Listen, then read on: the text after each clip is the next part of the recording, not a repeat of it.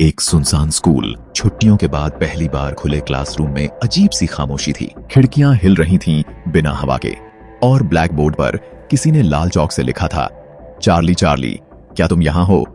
4 दोस्त आयुष, माही, कर्ण और सिया इसी स्कूल में पढ़ते थे। एक दिन मोबाइल पर वायरल हो रही एक वीडियो ने उनका ध्यान खींचा। चार्ली चार्ली चैलेंज, बस एक पेंसिल और एक पेपर और आत्मा आ जाती है। कर्ण ने मजाक उड़ाया, लेकिन आयुष ने कहा, आज रात स्कूल में करेंगे और सब रिकॉर्ड करेंगे, मजा आएगा। उन्हें नहीं पता था ये खेल सिर्फ खेल नहीं, एक दरवाजा है जिसे खोलने के बाद बंद करना नामुमकिन है। रात के ठीक 12 बजे सारा स्कूल अंधेरे में डूबा था। चारों दोस्त आयुष, माही, कर्ण और सिया चुपचाप लाइब्रेरी के अंदर छिपे थे। उनके सामने रखी थी एक पुरानी डेस्क, जिस पर उन्होंने 2 पेंसिल को क्रॉस में रख दिया था और कागज पर लिखा हां और नहीं। माही ने कांपती आवाज में सवाल किया, चार्ली चार्ली क्या तुम यहां हो। कुछ सेकंड तक सब शांत, फिर पंखा जो बंद था अचानक घूमने लगा। पेंसिल धीरे धीरे हिली और हां की ओर रुक गई। ये तो हवा होगी, कर्ण हंसा, पर आयुष की आंखें डर से फैल चुकी थीं। पंखा बंद था कर्ण, किसी ने उसे ऑन नहीं किया। अचानक दरवाजा जो अंदर से बंद था जोर से खुद खुल गया और बाहर की लाइट्स एक एक कर बुझने लगी, जैसे किसी ने पूरे स्कूल को निगल लिया हो। माही ने खेल बंद करने की कोशिश की, चार्ली चार्ली क्या हम खेल छोड़ सकते हैं। लेकिन इस बार पेंसिल हिली ही नहीं, बल्कि मेज पर खुद ब खुद कुछ लिखा गया। अब बहुत देर हो चुकी है। सिया डर के मारे रोने लगी और तभी पीछे एक रैक से एक पुरानी किताब जोर से नीचे गिरी। कवर खुला और उसके अंदर लिखा था, ये स्कूल पहले पागल खाना था जहां एक बच्चा मरा नहीं, बल्कि यहीं फंस गया। चारों ने एक दूसरे की तरफ देखा, क्या हमने उसी को बुला लिया। और तभी एक धीमी सी बच्चे जैसी हंसी पीछे से सुनाई दी, अब तुम्हारी बारी है। लाइब्रेरी की सारी लाइट्स गुल थीं। चारों दोस्त मोबाइल की टॉर्च जलाकर इधर उधर देखने लगे। आवाजें आ रही थीं, किसी के पैरों की, पर कोई दिखाई नहीं दे रहा था। आयुष, हमें यहां से निकलना चाहिए। माही, बाहर का दरवाजा तो अपने आप लॉक हो चुका है, याद है। वे दरवाजे की तरफ भागे, लेकिन हैंडल को जैसे किसी ने अंदर से जाम कर दिया था। धक्का दो, जोर से धक्का दो, कर्ण चिल्लाया। पर तब तक एक अजीब सी सरसराहट सबके कानों में गूंजने लगी। तुमने बुलाया, अब तुम जाओगे नहीं। सिया ने पीछे पलटकर देखा। किताबों की रैक के बीच से एक लंबा अंधेरे में घुला चेहरा झांक रहा था। उसकी आंखें बिना पलक झपकाए जल रही थीं और उसकी गर्दन धीरे धीरे घूम रही थी 360 डिग्री में। भागो, कर्ण चिल्लाया। लेकिन जैसे ही वे भागने लगे, लाइब्रेरी की पूरी जमीन हिलने लगी, किताबें उड़ने लगीं, दीवार पर वही लाइन फिर चमकने लगी। अब बहुत देर हो चुकी है। माही, अगर ये आत्मा है तो इसे बांधने की कोई जगह भी होगी। आयुष, पुरानी किताब जिसमें वो बच्चा लिखा था वहीं कुछ छिपा होगा। उन्होंने किताब उठाई और नीचे के पन्नों में एक फटी हुई तस्वीर मिली, एक छोटे लड़के की जिसकी आंखों में गहरे काले गड्ढे थे।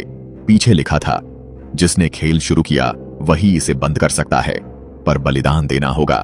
लाइब्रेरी में पसीने, डर और सन्नाटे की गंध फैल चुकी थी।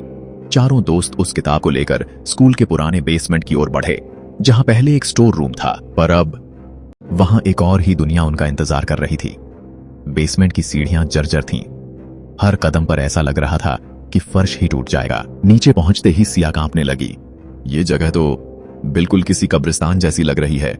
दीवारों पर बचपन की चीखें, उकेरे गए नाम और एक पेंटिंग जिसमें एक बच्चा पेंसिल से खेल रहा था, पर उसकी छाया में कुछ और खड़ा था, एक परछाई। आयुष, यही है वो जगह जहां चार्ली की आत्मा कैद है। उन्होंने किताब को जमीन पर रखा और सवाल पूछा, चार्ली चार्ली क्या हम तुम्हारी मदद कर सकते हैं। इस बार पेंसिल नहीं हिली, बल्कि हवा में उड़ती हुई एक पेंसिल पीछे की दीवार पर जा लगी, जहां अचानक दरारें पड़ गईं और उस दरार से निकलने लगीं काली उंगलियां, जैसे किसी ने दीवार के अंदर से पकड़ने की कोशिश की हो। कर्ण पीछे हटने लगा, पर देर हो चुकी थी। उसका पैर किसी अदृश्य चीज ने पकड़ा और जमीन पर घसीटते हुए खींच लिया। कर्ण! तीनों दोस्त चीख पड़े, पर कर्ण अब अंधेरे में गायब था। माही घुटनों पर बैठ गई। हमें बलिदान देना होगा, वरना हम सब मर जाएंगे। आयुष ने किताब को खोला और उसमें से अचानक खून टपकने लगा।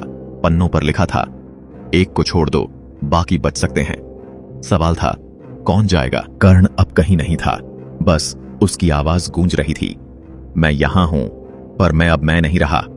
माही, सिया और आयुष बेसमेंट के कोने में दुबके हुए थे। दीवारों पर लिखा दिखाई दे रहा था, तुम्हारा समय समाप्त हो रहा है। सिया की आंखें भर आईं। क्या हम सब मारे जाएंगे? आयुष गुस्से में उठ खड़ा हुआ। नहीं, अगर बलिदान ही रास्ता है तो मैं दूंगा ये बलिदान।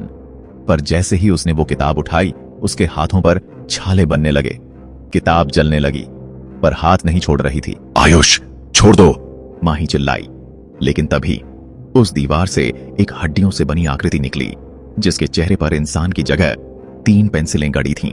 वो फुसफुसाया, तुम मुझे बुला चुके हो, अब तुम ही मेरा खेल बनोगे। चारों तरफ अंधेरा गाढ़ा होने लगा। बेसमेंट की जमीन अब कब्रिस्तान की मिट्टी में बदल रही थी। सिया ने कांपती आवाज में बोला, चार्ली, हम माफी चाहते हैं, हमने मजाक किया, लेकिन अब छोड़ दो हमें। तभी करण की आवाज फिर आई, पर इस बार उसके साथ और भी आवाजें थीं। छोटे छोटे बच्चों की हंसी, जो एक सुर में कह रही थीं, तुम हमारे साथ ही रहोगे। आयुष ने जमीन पर वो आखिरी वाक्य पढ़ा, बलिदान सिर्फ जान नहीं, आत्मा का भी होता है। और तभी आयुष ने अपने सीने पर वो किताब रख दी और जोर से बोला, चार्ली, मैं तुम्हें अपना बनाता हूं। एक तेज चीख, पूरे स्कूल की दीवारें हिल उठी, किताब जल गई, आकृति गायब, और करण बेसमेंट के फर्श पर बेहोश मिला। पर उसके होंठ धीमे धीमे हिल रहे थे, जैसे कोई मंत्र बुदबुदा रहा हो। माही उसके पास गई और जोर से हिलाया, कर्ण, आंखें खोलो, हम वापस आ गए हैं। लेकिन तभी कर्ण की गर्दन धीरे धीरे उस ओर मुड़ी जहां दीवार पर अब भी जलने के निशान थे। उसकी आंखें खुलीं, मगर उनमें कुछ अलग था। काली, गहरी और पत्थर जैसी आंखें। तुम सबने खेल खेला था ना?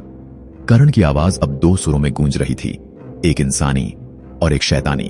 अब बारी मेरी है। अचानक सारी लाइट्स बंद हो गईं। चारों ओर अंधेरा और सिर्फ कर्ण की हंसी, धीरे धीरे डरावनी, अंदर तक झकझोर देने वाली। एक इंसानी और एक शैतानी। अब बारी मेरी है। अचानक सारी लाइट्स बंद हो गईं।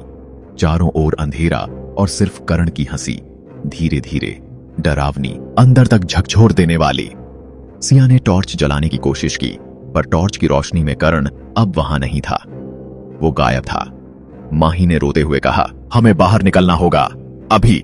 तीनों ने दौड़ लगाई, पर बेसमेंट की सीढ़ियां अब नीचे नहीं ऊपर जा रही थीं। हर बार चढ़ने पर वो वापस वहीं लौट आते। हम फंस चुके हैं, आयुष कांपते हुए बोला। तभी दीवार पर फिर से वही वाक्य उभर आया, तुमने जिस आत्मा को जगाया है, अब वो तुम्हारे भीतर घर बनाएगी। सिया के बाल अचानक हवा में उठने लगे, उसके होंठ अपने आप हिलने लगे और उसी डरावनी आवाज में वो बड़बड़ाने लगी, चार्ली, चार्ली, क्या मैं अब तुम्हारी बन चुकी हूं? अब बेसमेंट सिर्फ एक कमरा नहीं, बल्कि एक जिंदा भूल भुलैया बन चुका था, जहां हर दरवाजा एक नए डर की ओर खुलता और हर कोना किसी की आत्मा से भरा हुआ लगता। बेसमेंट अब पूरी तरह बदल चुका था।